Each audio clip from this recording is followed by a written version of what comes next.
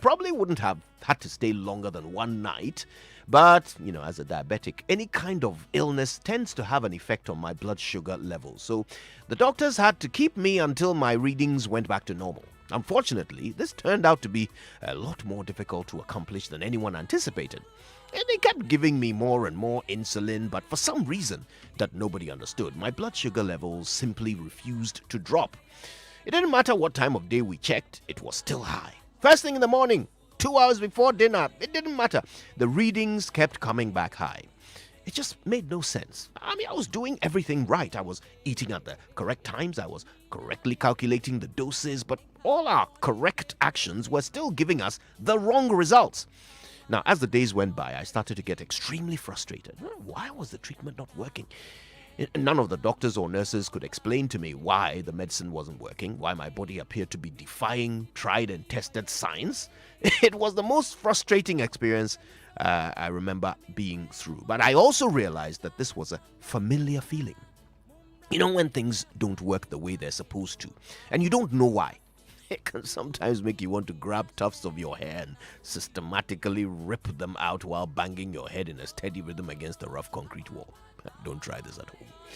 Now, when you have, credit, full signal, but you can't get on the internet, when there's a brand new pen that you just wrote with, but suddenly it won't produce any marks on the paper, when your Visa card gets declined even though you know there's money on your account, or your MasterCard, could happen to either of them, when your computer can't recognize the perfectly fine pen drive that you just used to copy files from another laptop just minutes ago.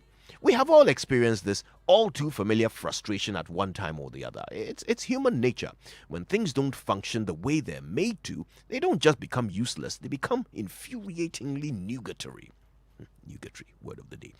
So imagine how people feel about you if you're, say, a customer service officer who refuses to give customer service, or a receptionist who's too busy chatting on your phone to receive visitors, or a police officer who permits crime for a fee, or a nurse who makes patients feel worse, or a Christian who is nothing like Christ.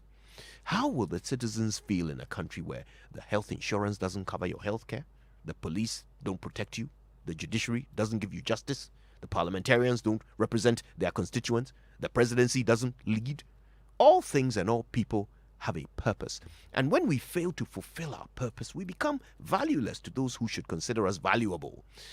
It's bad enough that our presence on Earth adds no value to the planet, but not only do we fail to be of use, our uselessness also causes frustration and anger.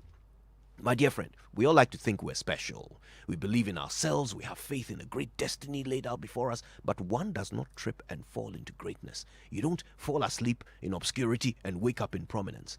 The journey to prominence, to relevance, to success, well, that journey is made in small daily steps by functioning as you have been assigned to function on a daily basis, by doing your job, by fulfilling your purpose. You build the bricks that will someday become the monument of your destiny. Plus, you'll be surprised how things stop malfunctioning around you when you stop malfunctioning yourself. My name is Kojo Youngson, and I can't receive what God made for me if I don't first achieve what God made me for. Good morning, Ghana. Every X, come at the star. Yamiyade. Wumbo no se. Yamiyade, wumbo no se. Aba, we the wumbo. Yamiyade.